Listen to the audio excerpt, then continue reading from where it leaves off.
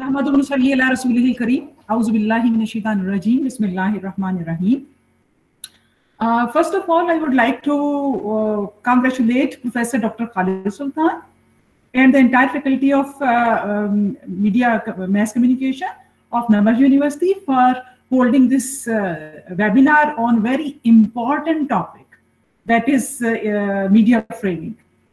And I'm also thankful to Mr. Ahmed Barakat for highlighting very important aspects and for putting the phrase in the right direction and drawing our attention to the idea, to the term that is widely in use by professionals, by the media, and even by the academics, that is conflict. So we really need to understand that it is not a conflict. Conflict is always between two parties at war.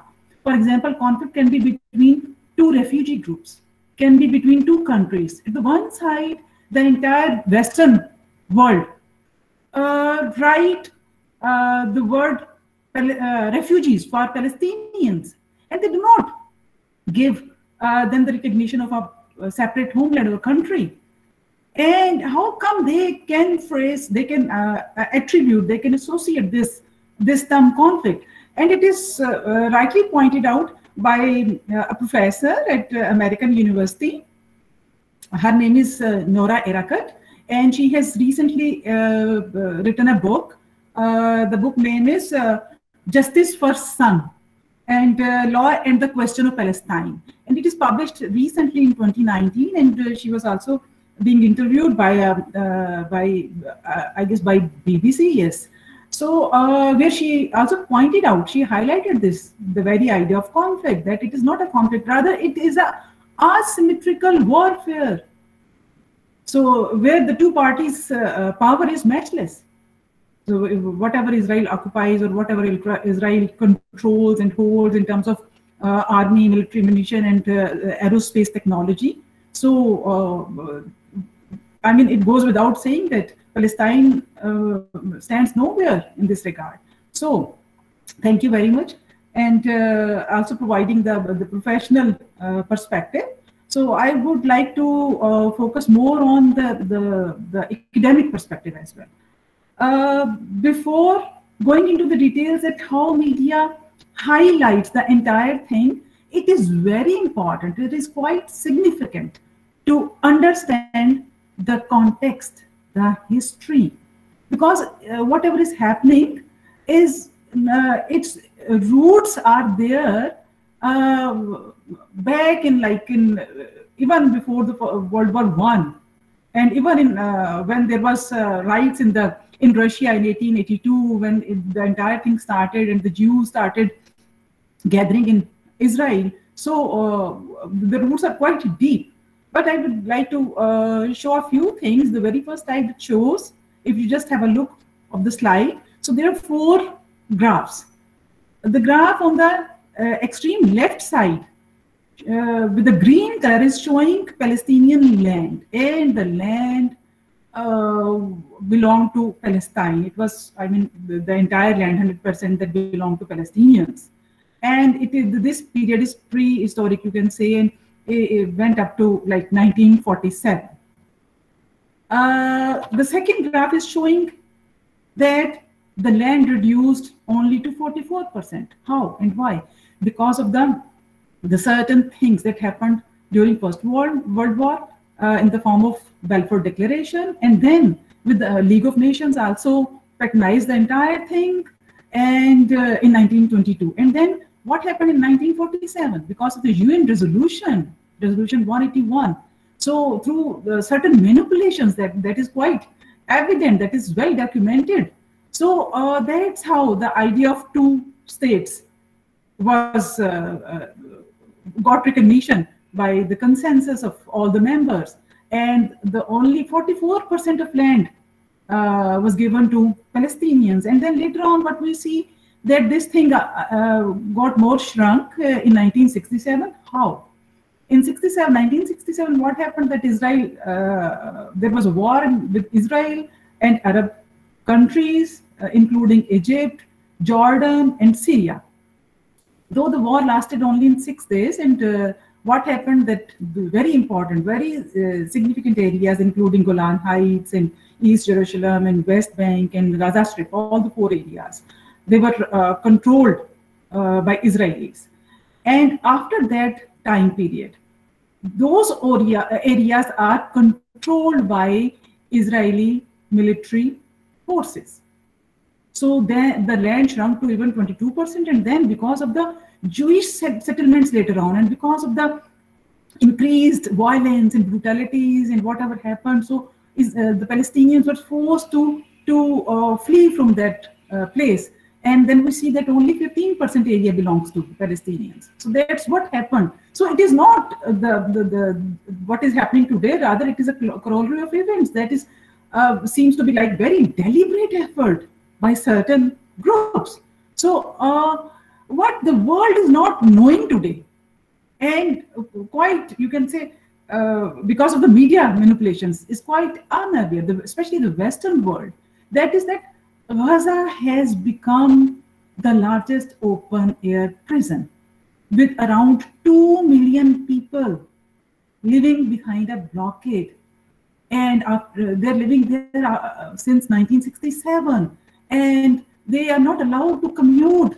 They cannot go without the permission of Israeli forces to other parts of Palestine. Once they go there with the permission, with the permit, if they want to get back, they want to return, they need to seek another permit. So that's how the things are manipulated over there. And the world is not knowing. So all the communications are restricted.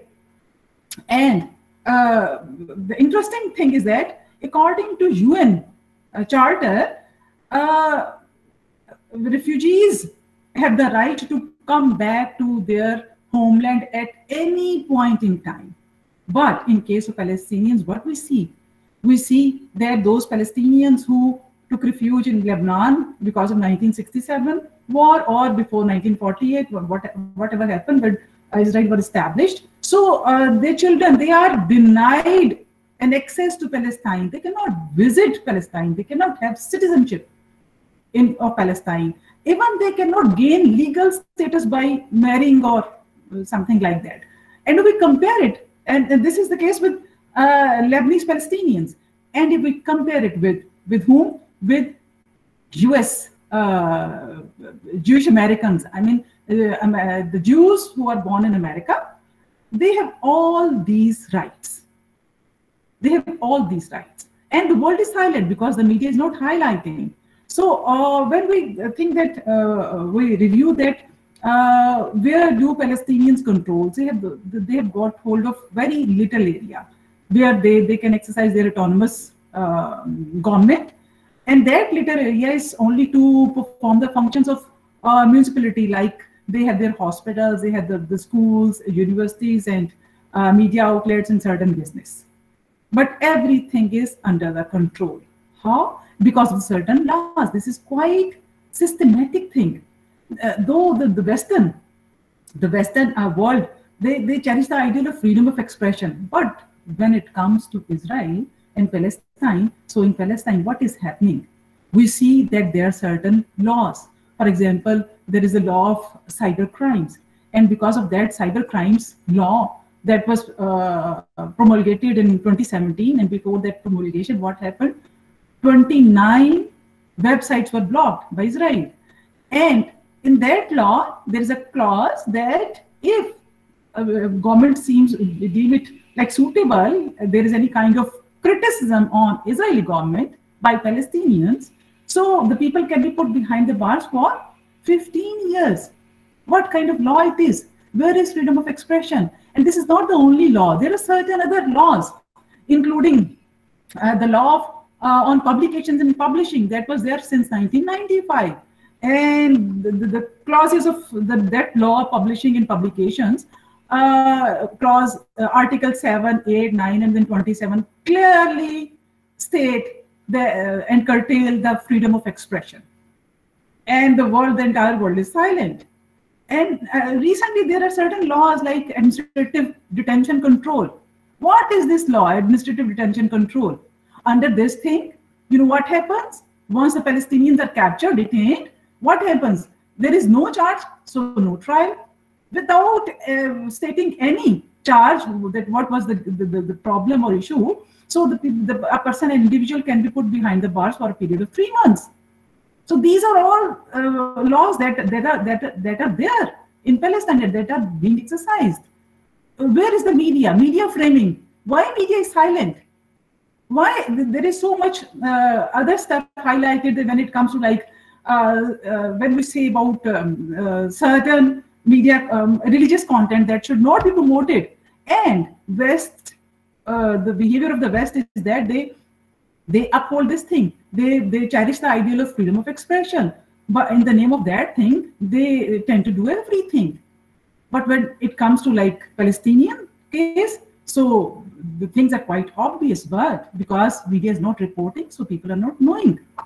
And then Israeli forces, what they tend to do, they are confiscating land, and they are bombing the orchards, and there are so many residential buildings, areas which have been bombed or hit, destroyed through the rocket missiles and other things.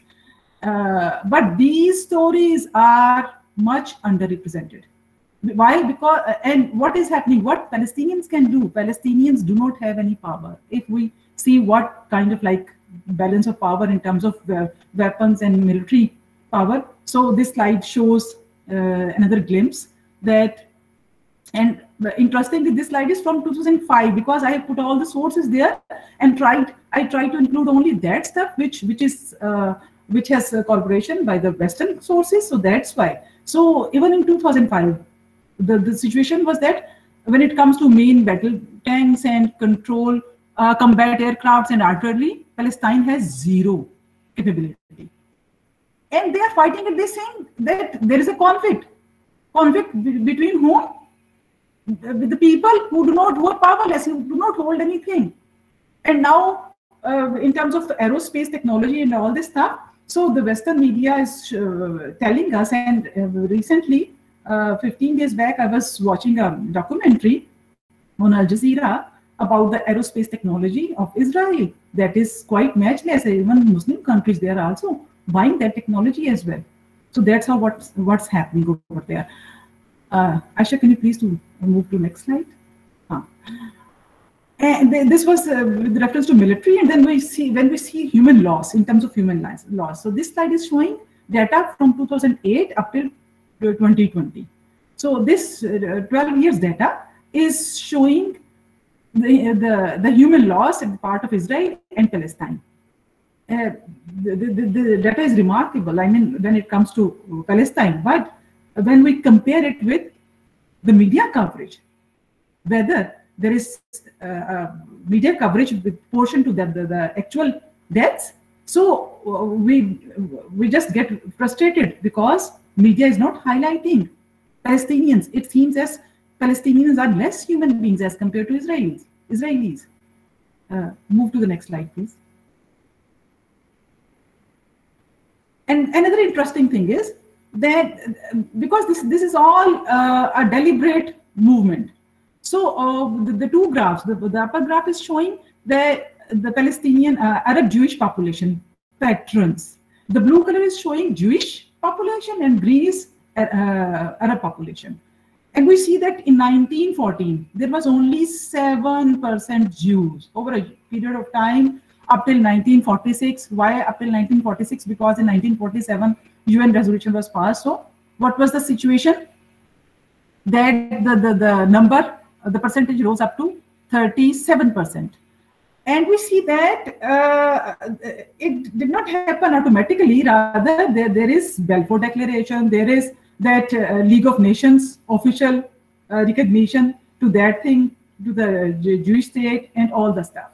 And there was also an increased trend for the Jewish settlements and a protection to that policy as well, which resulted in, then we see that the ratio is reversed, is vice versa. The blue bar is up high. What happened in 1949? Arabs and Palestinians, they are insignificant. The number is insignificant. And we see that number is increasing day by day, and now it is more than 70%. So as compared to like less than 100 years, what happened?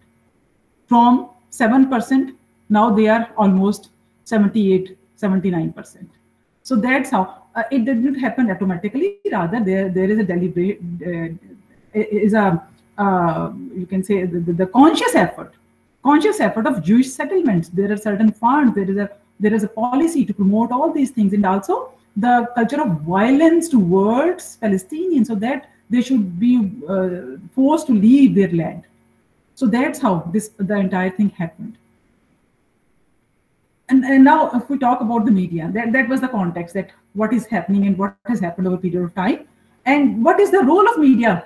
How media gave coverage? If media gave a fair coverage and transparent coverage to the entire thing, I'm sure that the things would be quite good as compared to like the situation which is now Palestinians are facing. So there has been abundance of disinformation, and there was a lot of perception management, and there was like conflict escalation and the promotion of violence and all the things. So history is manipulated. All the things are manipulated, and this manipulation is also supported by the media as well. So Palestinians, let's see that the very first example, that Palestinians belong to that land, that they are aboriginals. But how media, especially Western media, writes about them? People without a land. The people who are there, the land belongs to them, and they are without a land. They get recognition as a refugee over their own lands. And the terms that are used for them is refugee. Usually it is refugee. So this is quite, we cannot understand that why they are the status of Palestinians from the aboriginal people emerged into like refugees, but there is a systematic thing, and the roots are there in 1967 resolution by UN, that is 242, resolution 242. We can systematically follow the entire thing, and how the media supported this entire thing. And the claim of two nations was there, two states was there in Balfour Declaration. But what happened? What did, how they got this status? Because the UN manipulation. And in 1967, resolution 242. If we critically evaluate the contents of the resolution 242, the two words which are quite critical. The first term is refugees, the term that is used for Palestinians. And the second thing is, the areas are not, the land is not mentioned with the name, rather the term territories is used. So territories means, and when they are asked to withdraw their forces, Israeli forces, from those territories, so this becomes quite ambiguous. So that's why that UN resolution 242 is still in limbo. And the media coverage also supported this thing. Aisha, can you move to the next slide? There have been so many studies conducted on the media framing, the role of media, especially with reference to Israel-Palestine conflict. And an interesting study is by Gamson, who has identified 5 frames. And he has evaluated 9 different critical points of time in history when there was a framing of Palestinian issue or crisis in a particular way. So what he says, that he comes up with 5 frames. The first frame is strategic interest. In strategic interest frame means that world is like a chess, and the two parties, Palestine and Israel, they are quite important. They have the strategic importance, and let's see that how the players are playing that game. And who are the players? The main powers, not the Palestinians. So this is the one frame. The other frame is feuding neighbors, the two neighbors which are quarreling with each other all the time, and who are among the victims, the innocent people, the bystanders, and the people who are innocent civilians. So this is the other frame. This frame is also used, and this is mostly dominantly used frame. Feuding neighbors frame is mostly used by the Western media. And the second mostly used frame is strategic interest. Then comes Arab intransigence. Intransigence means hard dharmi. They're stubborn, and with that frame, Israelis are victims. Why? Because Arabs are fanatics, and they do not want to resolve the conflict. They are at war all the time. They are in the habit of that thing. So this is another frame. And the fourth frame is quite different. That is Israeli expansionism, in which Arab as victims are shown. And this is quite less circulated frame. I mean, though it is there, but it is not quite popular frame. And then dual liberation, which should be there, but it was not much propagated. That is the desire for justice and compromise, and the right of two states, the concept of two states. So these are the 5 frames which Gamson has evaluated throughout the media over a period of time at critical points in history. For example, during 1967 war, and after 1948, the establishment of Israel, and other certain points, important points. Aisha, can you move to the next slide? So this slide is showing the overall media. That was with reference to Gamson, but what is happening with the media? What media has the potential to do? Media has the potential, media has the power to over-represent reality, and also the power to under-represent, can undermine and can highlight certain realities. So this is we have a clear evidence in our recent memory. What happened with reference to 9/11 in the case of Twin Towers?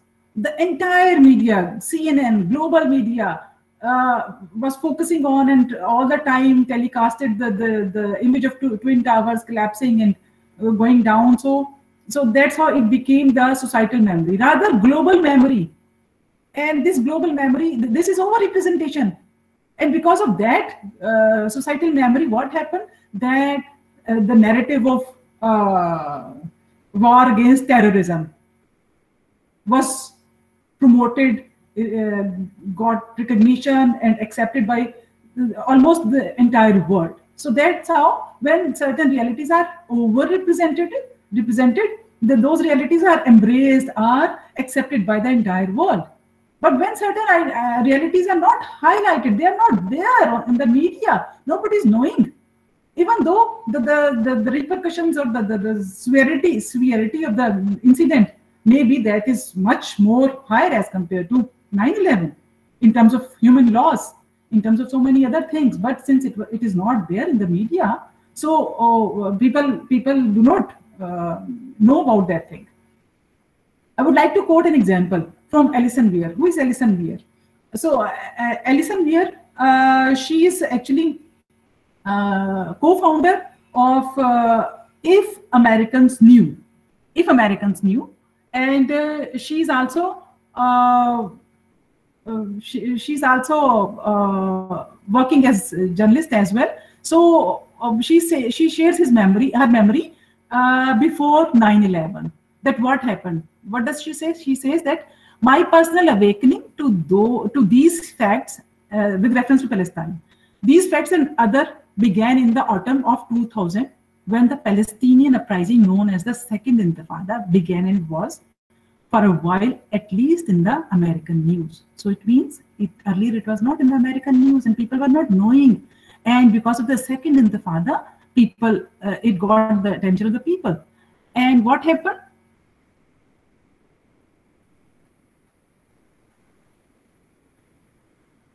Aisha? I was reading the excerpt from Alison Weir's book. What does she say? That she says that I grew curious about this conflict, determined to follow the news on it, and noticed quickly how one-sided the news coverage appeared to be. While we heard from and about Israelis frequently, the Palestinian side seemed to be largely glossed over at minimum, and was sometimes completely hidden.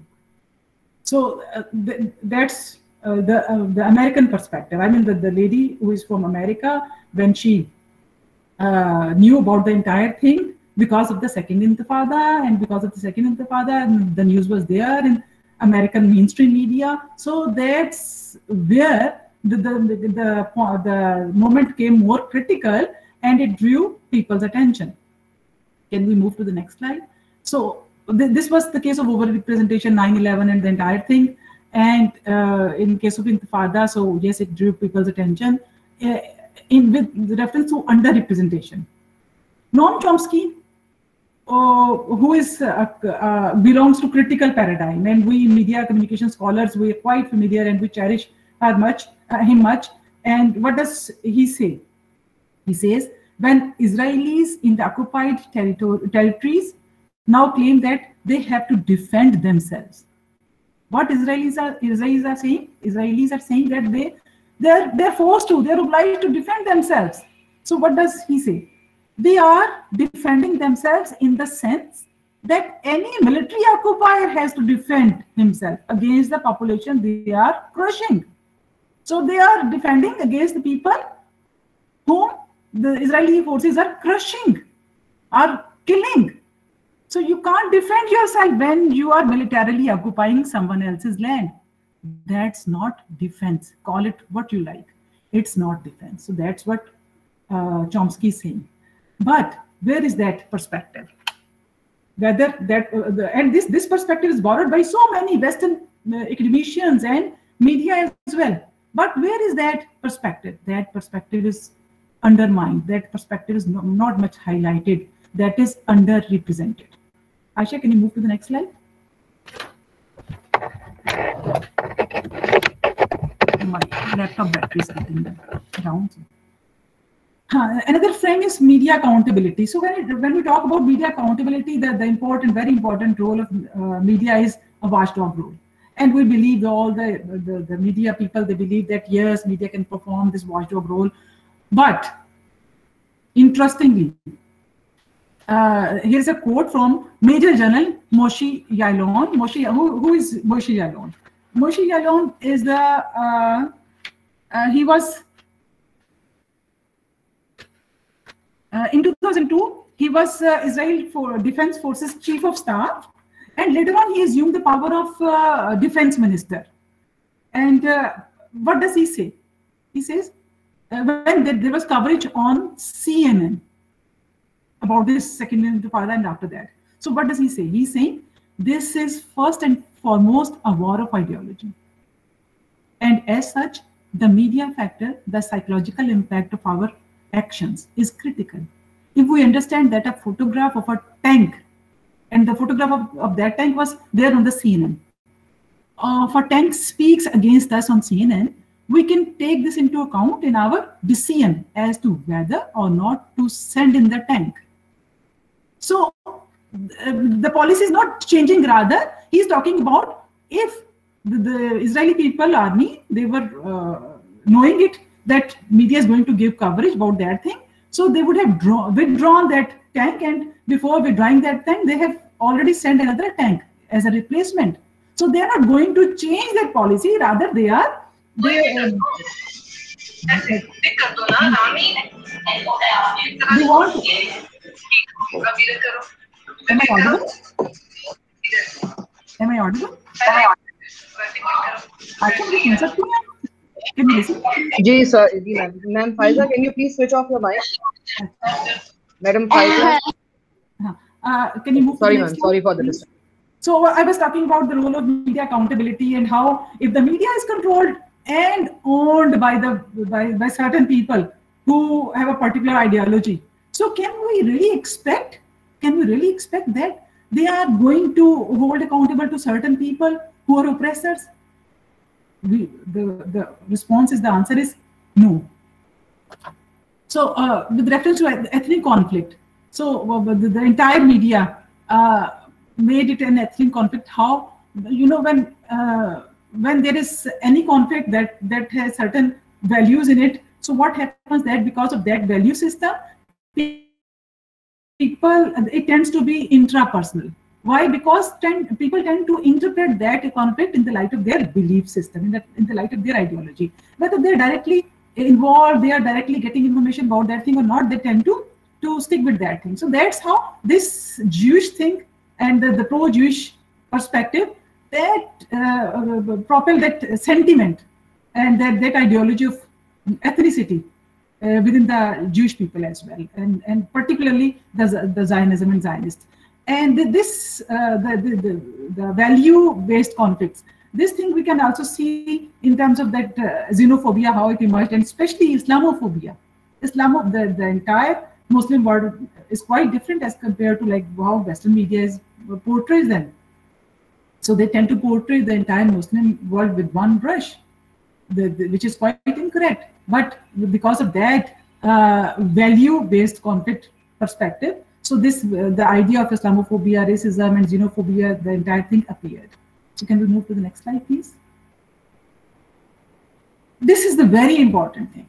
How Western media manipulated the entire content and tried to dehumanize Palestinians, means Palestinians are less human beings. How? It is quite systematic. We need to understand it. How? Though there was much loss, human loss, as was shown in the second or third slide, with reference to Palestinians, that is, I mean, matchless when it comes to Israel. There is much higher number, even in the contemporary world.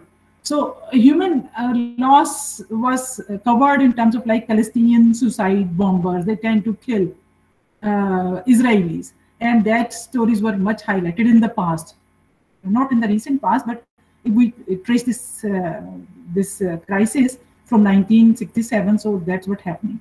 So the dominant image, what is the dominant image? The dominant image is a faceless, unprovoked Palestinian. Unprovoked. Nobody is going to provoke a Palestinian, but he is a terrorist, unprovoked Palestinian terrorist, engaged in random killing of. So this quotation is from New York Times. Israelis on an almost daily basis. So they are killing Israelis on an almost daily basis. The Palestinians murder a 10-month-old Jewish baby. 10-month age, that's how they're gaining sympathies, and they're becoming humans, and Palestinians are less humans because they do not care for the babies even. And Jewish baby. So this is also from New York Times. And packed bombs with nails and bullets that tear through a crowd of innocent teenagers. So these words are used to show the brutality of Palestinians and leave Israeli families in mourning. And what is the result? The result is the entire Israeli nation. They are in agony, they are in grief, and they are mourning because of the human loss. And funerals fill the land of Israel. Israeli nation suffers unjustly. So that's how media portrays. Because of that thing. So what happens? Media tries to justify if Israelis become more aggressive, and they tend to be extremist. So their behavior, their actions are understandable. Their actions are justified because of that, those miseries. And less attention is paid to Palestinian lives and all the stuff. So daily Palestinian humiliation go unmentioned. They have to face so many things on Israeli checkpost and the entire stuff. Violence escalation and violence de-escalation. So escalation of violence means when Palestinians are physically confronting. How they are confronting? With stones or protesting Israeli aggression. So this means if there are certain images, it means there is escalation of violence. And no escalation of violence means how this is justified that Israelis night raids on Palestinian homes, on Israeli settlers attack Palestinian farmers. With reference to BBC framing of Palestinian protests, so I would like to quote, Palestinian protesters hurled stones at the police. This is the language used by BBC. They are actually throwing stones. Israeli officers responded. So the Israeli officers, they are not taking any action, rather they are, whatever they are doing, they are justified because they are giving a response to the actions of Palestinians with stun grenades, rubber bullets, and water cannons. So that's how media gives coverage, because of certain lexical choices, because of certain grammar, and because of selection of words. So that's how the entire reality is manipulated. We also, this is from 11th May, Financial Times. And the headline was, Hamas rocket attacks provoke Israeli retaliation in Gaza. So it is Hamas attacks which are which provoked retaliation in Gaza. So that's how they try to justify. And the subheading is Israeli government's attempt to calm tensions. So the Israeli government, they want to have peace. So that's why they're trying to calm tensions in Jerusalem by reining in settlers' march, fails to halt violence. Can we move to the next slide? Victimization of Israel.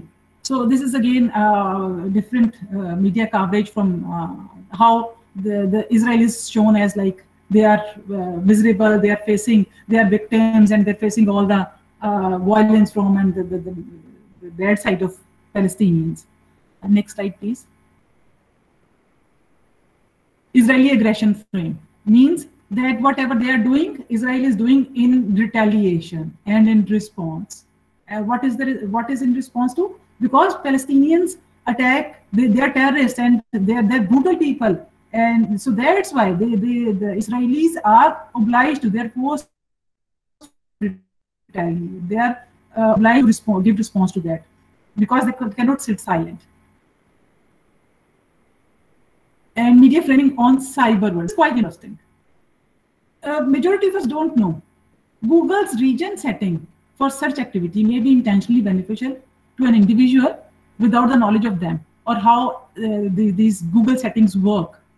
But there's possibility of manipulation, and that possibility is endless. How things are manipulated because of the Google region settings. And I would like to show an interesting aspect. Can we move to the next slide?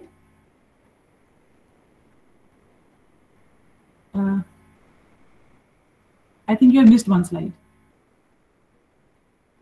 The previous one. So the case of manipulations. This is not. Can you go to the next to the previous slide, please? Yes. If in the recent past, people searched with the term, "What do terrorists wear on the head?" and the images that appeared on the screen on Google search. So this is a screenshot of Google search. So the images with kafiye, that is headscarf worn by Palestinians. So that's how certain associations are developed. That's how certain associations are developed. And so many accounts on Facebook, Twitter, and Instagram were blocked. Why? Because they were pro-Palestinians. And what kind of explanation was given for blocking those accounts? That those accounts, there was content that included the two terms, that is Al-Aqsa or Al-Quds. So because of the use of these two words, so many Facebook pages, Instagram and Twitter were blocked. Though later on, they apologized and with reference to, like, they said that the controlling authority said that it was the technical error. Yes. And this is the Bloomberg footage on the left side and NDTV footage on the right side. And with reference to Bloomberg footage, the headline was Palestinian rocket barrage from Gaza draws Israeli strikes. So actually, this is who is the culprit? Gaza. So they are making Israelis, they're forcing Israelis to attack on Gaza.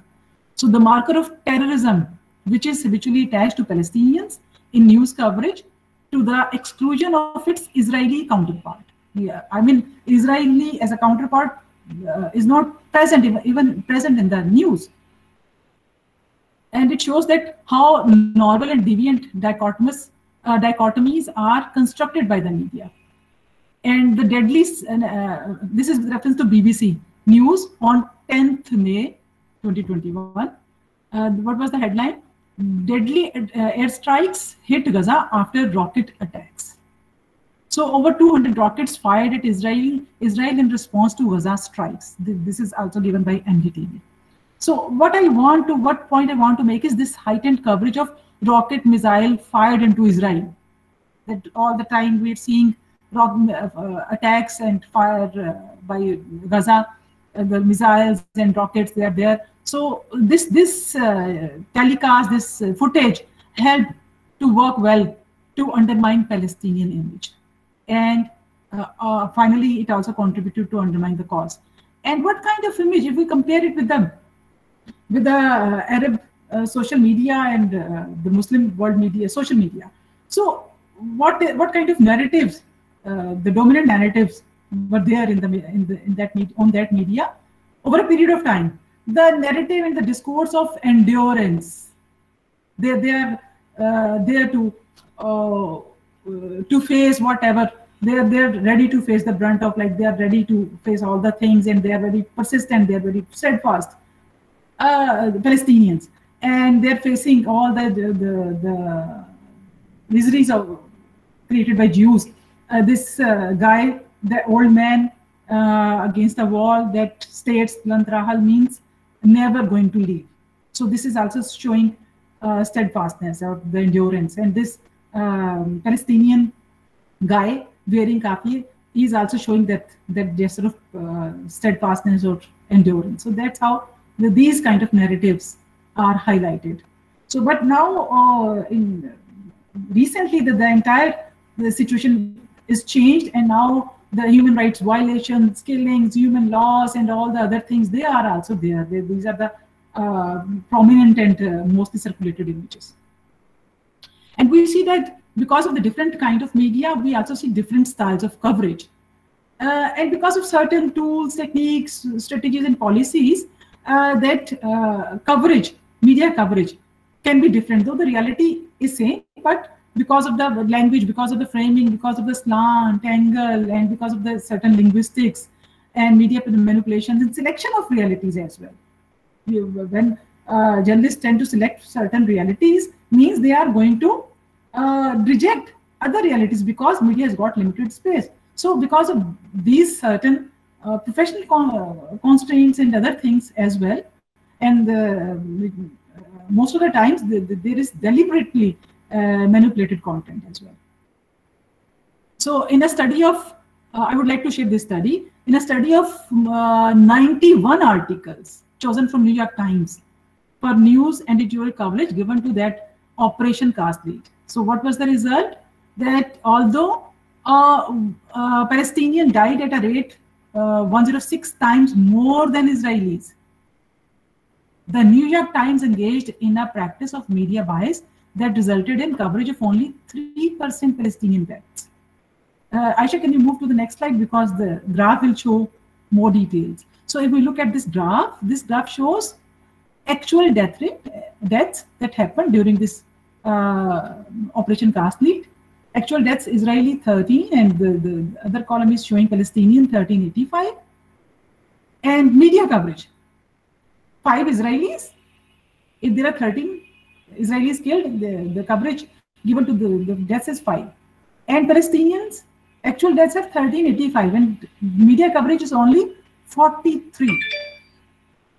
So again, we also see with reference to deaths reported in full article, then the deaths reported only in headlines. So that's how this entire thing shows the systematic manipulation of the media. Can you move to the next slide? That shows injuries. This is with reference to deaths, and now this slide is showing the coverage given to people who were wounded. So the first column is showing, right column is showing Palestinians, and the middle column is showing Israelis. So actual injuries, Israelis 197 as compared to Palestinians 5,300. And these are those facts and figures which are recorded by the Western sources. The actual number can be much more higher, especially with reference to Palestinians. And what's about media coverage? Only 3 Palestinians. We see only 3 Palestinians out of 5,300. So that's how reality is manipulated. When the innocent people, the public, wherever they are, whether they belong to America or Canada or any other part of the world, then they are not getting information, they are not getting knowledge about what is happening in the world or in Palestine especially. So how come they are going to understand and support Palestinian cause? Can you move to the next slide? This is with reference to an interesting book that is written by Khalil Azhar, and the title is American Foreign Policy and its links with terrorism in the Middle East. So he concludes the losses and sufferings of the Palestinians thus are made acceptable in the body of editorial commentary. So that's how, when we are choosing certain words, lexical choices, so the journalists tend to justify the sufferings of Palestinians, the killings of Palestinians. Their human loss are often ignored or minimized, as it is shown in the previous slides. Israeli troops, as distinguished from the people of Israel, they kill faceless, nameless groups of Palestinians. When you're not going to identify a Palestinian, so it goes unnoticed. The number of dead goes unreported. Or when 20,000 Israeli troops, this is from New York Times, in full battle dress, riding in tanks and bagged by fire from Apache attack helicopters, ripped their way through large refugee camps. The harm is summarized simply as more than 160 Palestinians dead.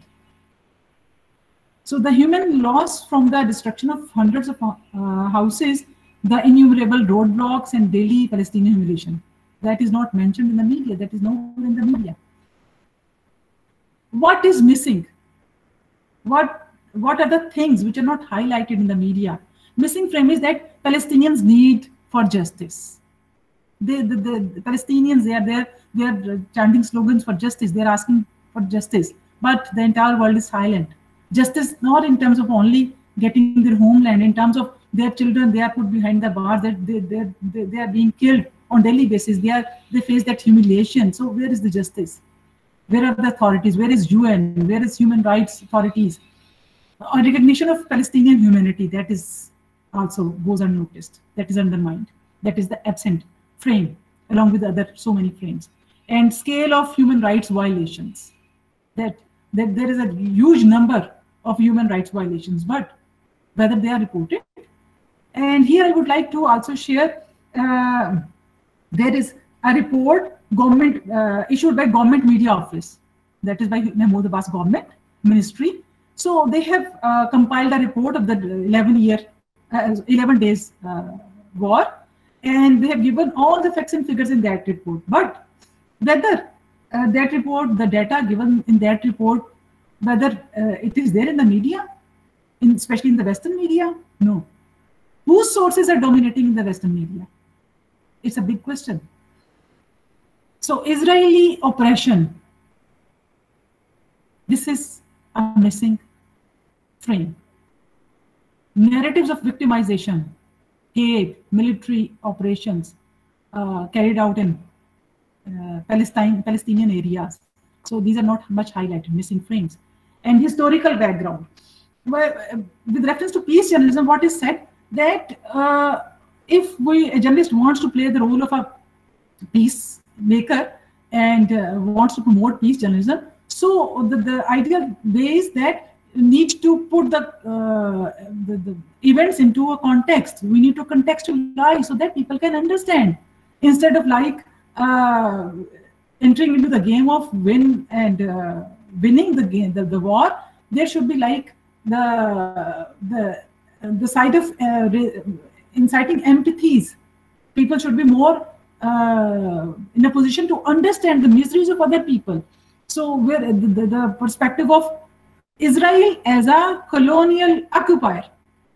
So it was established by the British through Balfour Declaration. So that context is missing. Palestinians as indigenous people, they are the original Aboriginal people. So that frame is also underrepresented. This is the missing frame. And asymmetrical warfare, that was rightly pointed out by respected Ahmed Barakat. So this is a symmetrical warfare where Israel is enjoying all the powers and Palestinians are helpless. And how the missing frame is how Israeli policy is changing demographics because of the Jewish settlements, because of certain policies, because of that apartheid policy, genocides, and all the things. With reference to like, this is also with reference to Human Rights Watch. The report was issued on 27th May recently, so we should read that report. What is missing is activize. Activize in a way that when there is a culprit, there is an oppressor, and we tend to say that this number of Palestinians have been killed. So there is someone who is killed. The subject is not there. And what journalists tend to do, they apply passive voice. So the absence of active voice is concealing the perpetrator, the oppressor. So this is the missing thing. And then the lexical choices for Israel, they are responding, they are retaliating, and they are just extremists. As compared to Palestinians, they are attacking, they are provoking, and they are terrorists. And what is the missing frame? Agonism, as compared to antagonism. Agonism is the people should be able to empathize. They should be able to put themselves in the position of the victims, of the sufferers who are facing all these things. So the media does not highlight this frame. All the more reasons, especially Jews, should be in a better position to understand Palestinians' miseries. Why? Because of the Holocaust. Why? Because whatever happened during the Second World War, by Nazis and all the stuff. So they should be in a better position to understand and to sympathize with Palestinians. But because of that missing frame, agonism, so they are oppressors, and media is not highlighting this thing. Can we move to the next slide?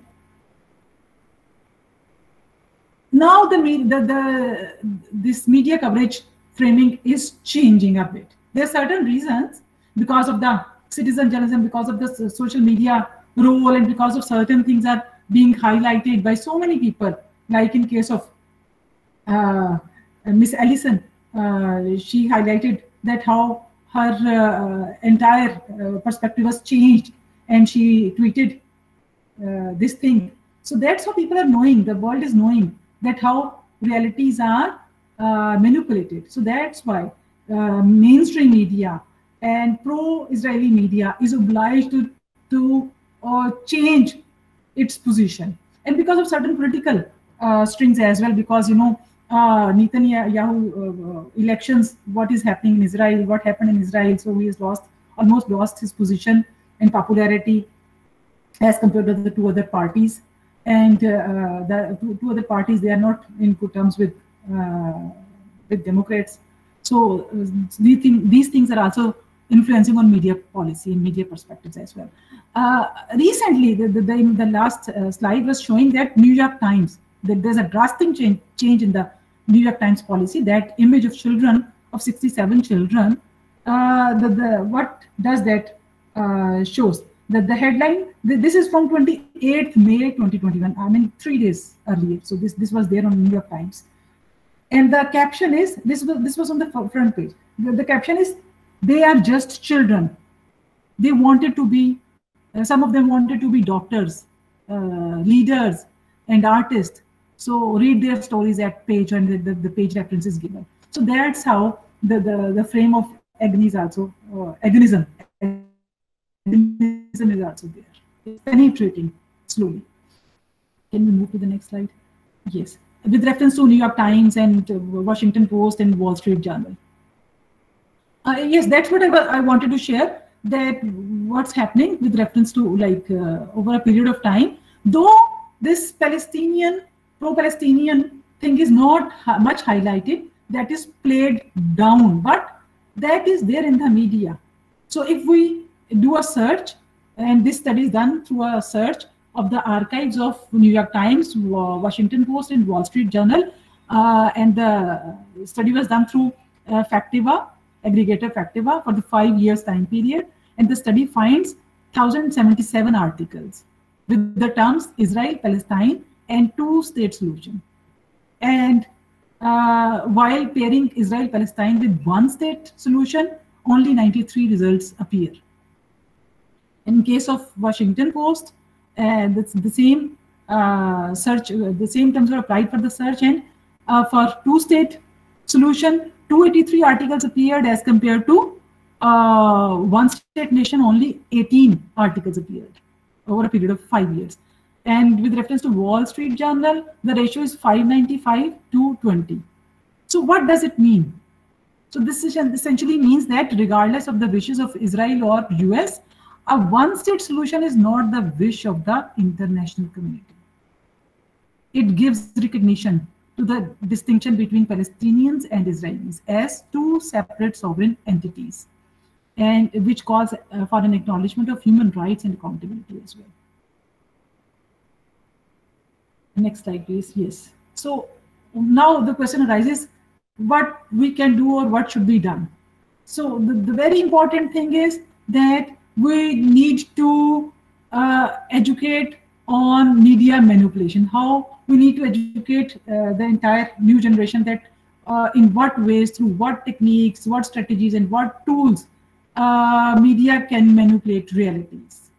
So there should be a compulsory course of digital media information literacy or digital information literacy, because we must be knowing about confirmation bias or fake news or hawk or reverse image thing or so many other things. There's a long list, and there's certain other sources through which we can also do a confirmation thing like fact checked, and there's so many databases as well. The other things we need to do is we need to promote this responsible citizen journalism. And we also need to, this is on the short-term basis. And on the long-term basis, what we need to do is that we need to establish our own centered media thing, like and economic hub as well. For example, in case of Western world, they have this IMF, they have this World Bank and other financial institutions. We should also establish such institutions as an alternate for the entire Islamic countries. And these things should be functional, not like OIC, not for the namesake. We need to make it, we need to establish at the first level, we need to establish our media that is there, that is voicing Muslim Ummah, that is highlighting the miseries of Syrians, the miseries of what is happening in Myanmar, the miseries of Kashmiris, the miseries of Palestinians. And we are doing nothing. We are just like, what we are doing is playing the role of a silent observer. And what we are expecting that Western media should give a very fair, transparent, and balanced coverage. Why do we expect, even after a long history of like victimization, why we are expecting such things? We need to establish these things by ourselves. Thank you very much. Thank you very much, Dr. Abra, for telling us in detail that how the underrepresentation and the overrepresentation of reality can actually affect the overall construction of a conflict.